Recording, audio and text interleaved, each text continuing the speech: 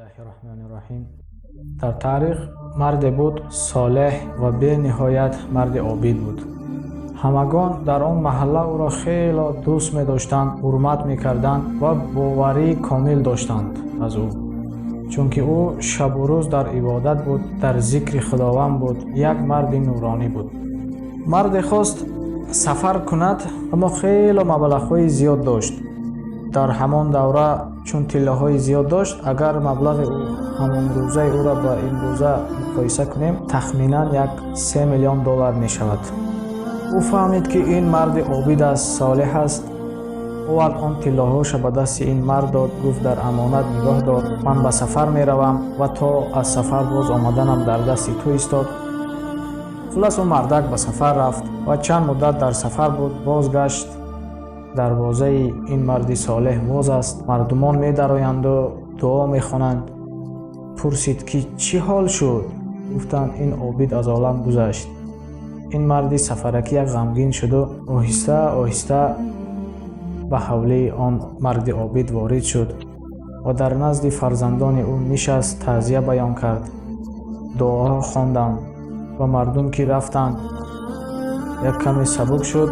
фарзанди он обид дид, ки ин шахс бегона аст, меҳмон аст. ӯро ба як пиёла чой даъват кард ва нишаста аз ӯ писарони обид пурсид, ки падари шумо ягон васият накарда буд?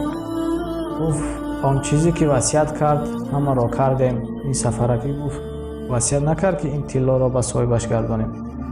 гуфт, чизе ки васият кард, ҳамаро ба соҳибаш гардондем, аммо дар дасти мо чизе намонд. ин мард гуфт, ман ҳамин қадар тилло ба падари шумо дар амонат монда будам. инро нагуфт. валлоҳи гуфт, инро ба мо нагуфт падарамон. агар шумо ягон далел дошта бошед, ягон шоҳид дошта бошед, пас биёред, мо ҳатман хонаву дари худро фурӯхта ба шумо медиҳем. нигаред, мегӯянд, ки дар урфият, ки аз шербача мерӯяд.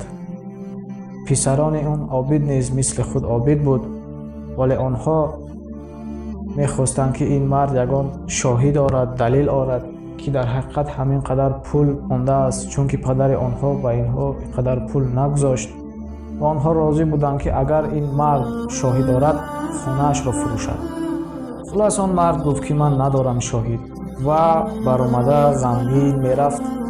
шахсе ба ӯ гуфт, ки ҳар 5 соле дар Мадина уламоҳои тамоми олами ислом ҷамъ мешаванд ва дар он ҷо фатавот мекунанд.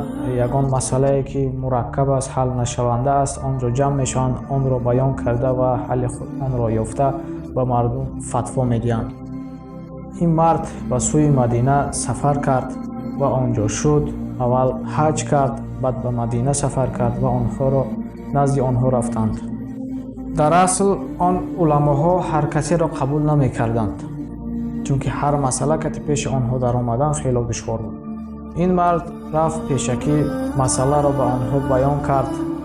ин хабарро кормандони он ҷаласа расониданд ба он олимон ва ӯро даъват карданд. гуфтанд, чӣ муаммо дорӣ? гуфт, ҳамин хел аст. ман ба шахси обид тилло монда будам, аммо ӯ ба фарзандонаш васият накардааст. ман шоҳид надорам. ман чӣ гуна тиллоҳоро ёбам? шахсе аз байни он ҷаласа хесту уламоҳо гуфт, меравӣ ба Макка, оби Замзам таҳорат мегирӣ ва 2 ракат намоз адо карда ба тарафи чапи Байтуллоҳ, ки ба сӯи кӯҳҳои Яман аст, он ҷо нидо мекунӣ. агар ӯ мард биҳиштӣ бошад, валлоҳ ки ӯ биҳиштӣ аст, мо ӯ мардро медонем. ҳама ҷаласа иқрор кард, ки ӯ биҳиштӣ аст. ӯро ҳама медонад обид аст. ӯ агар биҳиштӣ бошад, аз биҳишт садо бар ту мекунад. агар ту ба ихлос нидо кунӣ, он садо мекунад ва ҷои тиллои туро мегӯяд. хоб ин мард рафт, оби Замзам таҳорат кард, 2 ракат намоз дар он Байтуллоҳ хонд ва ба он кӯҳе, ки онҳо гуфтанд, рафта нидо кард. садое наомад. рӯзи дуюм низ нидо кард, садое наомад. рӯзи сеюм низ ҳамин ҷараён оби Замзам таҳорат кард, 2 ракат намоз хонд, боз нидо кард, садо наомад. хуллас 5 рӯз идома кард, садое набуд. он ба қафо баргашт, боз ба ҷаласа ворид шуд. گفت 5 روز است که این کار را تکرار میکنم اما جوابی نیست. گفتند به فلان بیابان میروی، در آنجا غاری هست، ندا کن، اگر او دوزخی باشد از دوزخ به تو جواب میدهد. این مرد حیران شد و رفت آن بیابان را یافت، آن غار را نیز یافت و در آنجا ندا کرد. در همین یکم ندای او اون مرد جواب داد. السلام علیکم گفت. و علیکم السلام. این مرد سفرکی در حیران ماند.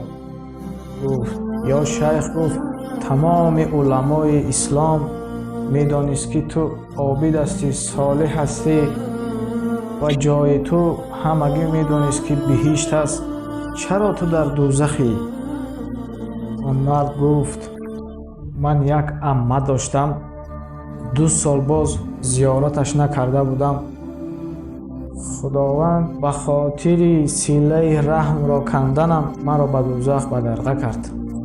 وقتی که حضرت عزرائیل جانم را می گرفت، به خاطر که تو فرمان الله را ترک کردی، صله رحم را کندی، سزای تو این است گفت و جان من را قضاوت کرد. و در دوام گپش آن مرد صالح، مرد عابد، جای طلا را به این مرد گفت و این مرد به خانه برگشت. آن طلاها را رفت یافت و روز به خانه عمه این مرد صالح رفت.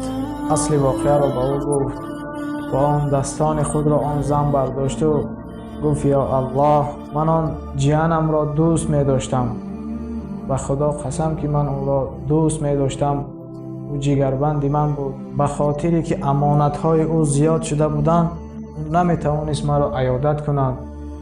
از ترسی که امانت خیانت نکند گفته مرا عیادت نکرد. یا الله آنها را ببخش گفت و اشک چشم ریخت. خب دوستان عزیز، قضاوت از این قصه مهر و محبت و خویش و تباری را کنده نکنیم، یکدیگر را دوست داریم. این دنیا فانی است و هیچ جای قهری و خفگی هم نیست. یکدیگر را دوست دارید. نوارهای آینده ما را انتظار باشید و کانالمان ابونه شوید.